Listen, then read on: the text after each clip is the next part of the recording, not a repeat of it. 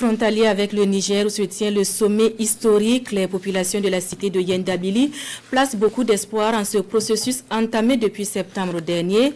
L'espoir de voir réaliser la souveraineté des 3 États et ainsi servir d'exemple à toute l'Afrique.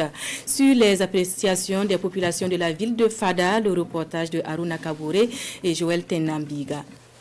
Les citoyens de Fadan Gourma accueillent avec enthousiasme la nouvelle de la tenue du premier sommet des chefs d'État de l'AES à Niamey, la capitale nigérienne. Pour les habitants de la cité de Yendabri, ce sommet représente un tremplin pour le Mali, le Niger et le Burkina Faso afin de concrétiser leur volonté commune de souveraineté et d'autonomisation de leurs membres.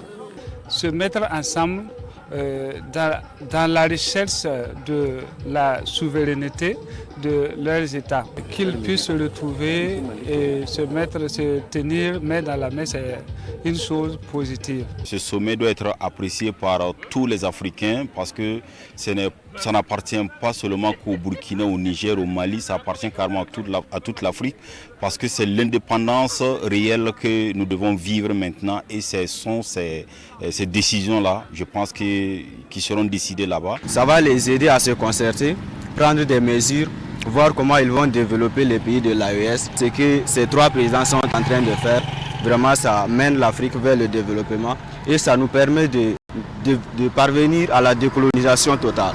Et nous trouvons que cela est nécessaire. Ce sommet des chefs d'État de l'AES, les Fadalais le prennent comme un cadre pour ses dirigeants de prendre des recommandations pour un développement socio-économique et bénéfique à l'ensemble de ses adhérents. Il s'agit également d'une rencontre historique pour certains citoyens de Fada. C'est un sommet historique pour tous les peuples d'Afrique et tous les peuples du monde qui aspirent à la liberté. Un sommet où des chefs d'État se réunissent non enchaînés. Parce que par le passé, on a vu, c'est des chefs d'État qui se retrouvent et qui ne peuvent pas décider en toute souveraineté. Et cette fois-ci, c'est vraiment des leaders courageux. C'est des présidents qui émanent donc de leur population, qui ont été choisis et acceptés par leur population. Cela confirme que nous sommes sur le bon chemin et la victoire est très prochaine. L'initiative, elle est la bienvenue et c'était le moment parce qu'on entend depuis parler de l'AES.